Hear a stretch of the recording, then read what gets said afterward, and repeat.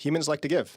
And there's so many reports. Like, I was really surprised when I Googled this and did research on it. I'll just tell you about one because I've got to narrow it down. But they basically track the brain waves of someone who was given the choice. Here's a bunch of money. You can spend on yourself or you can give it away.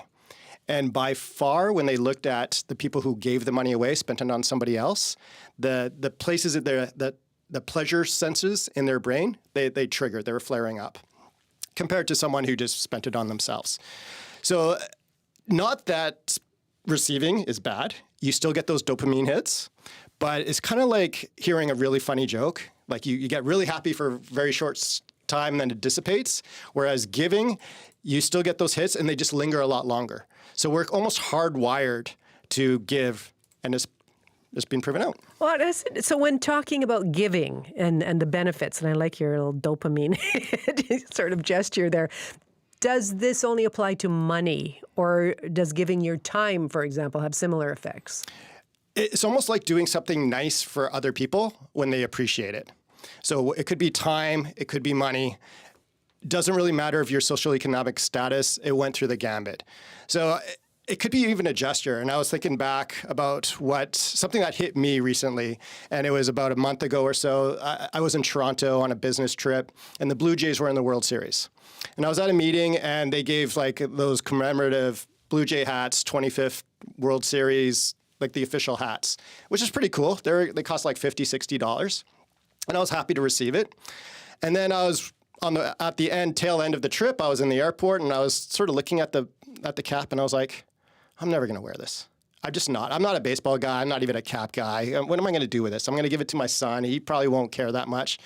Who's going to really appreciate this? And I'm just looking around the airport. I see this like 11-year-old kid, and he got the jersey on.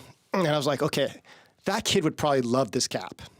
So I walked up to him and his parents, and I was like, hey, I got this cap. It's brand new, never been worn. It even has like little cardboard thing in the front. He's like, I'd love to give it to your son if you'd take it. And they kind of looked at me suspicious, like I had an angle. And I was like, look, no angles. I just have this cap. Would you like it? And now the kid is fixated on me in this cap. And I can see he's getting giddy.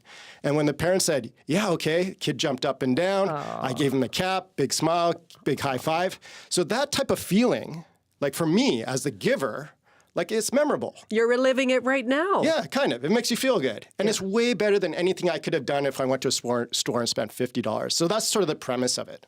Okay, no, I get it. So our annual food bank fundraiser is tomorrow, for example. So how do you think we can make this it's a win-win message to make this sort of resonate with people? Storytelling's great. I mean, we're full of storytellers here in the studio, in this booth. I just told a story. Hopefully it resonated for somebody. Food scarcity resonates with everybody, though. I mean, it's one of those things, we've all been hungry. We all know how it works. But for a lot of us, we can satiate that hunger in a couple hours.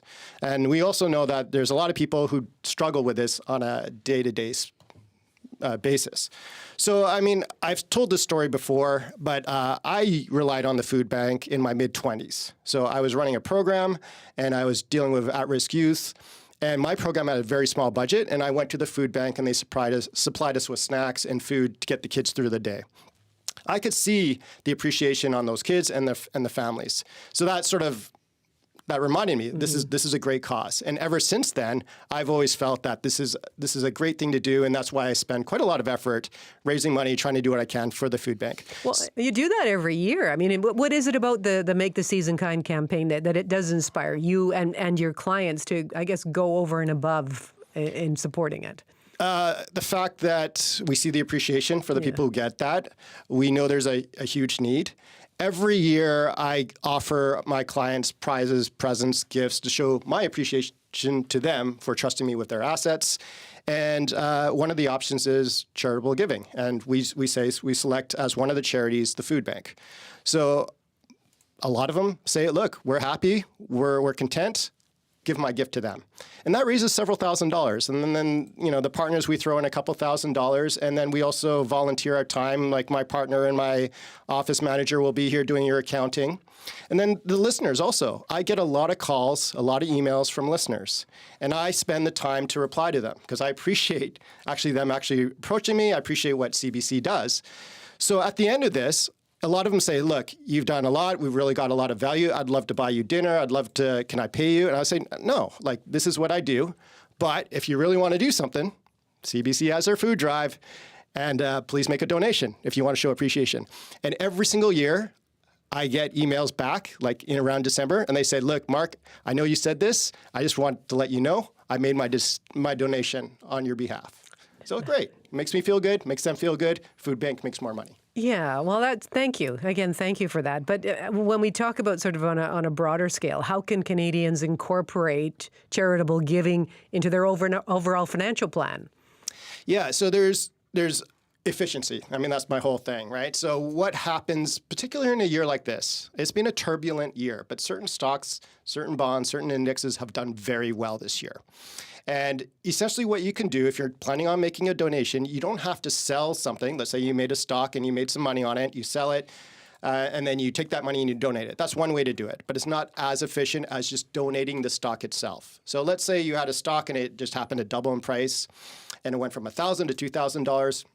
You donate that to the charity, which the food bank can accept stocks. This food bank will sell that stock and get the full $2,000. The person who donated got the tax receipt for $2,000, and that money is being well spent. If you sold it yourself, you pay the tax.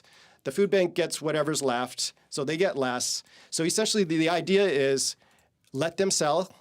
The food bank gets more money. The government gets less.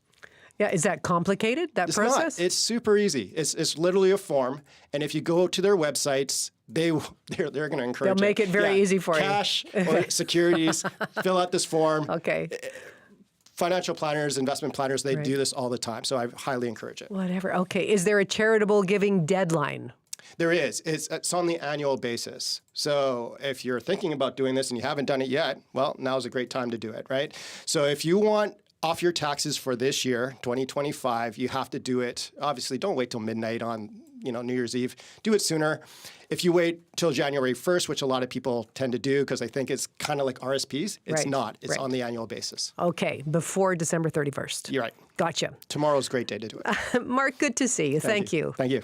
That's Mark Ting. He's our guide to personal finance and a partner at Foundation Wealth, and he joins us every week at this time.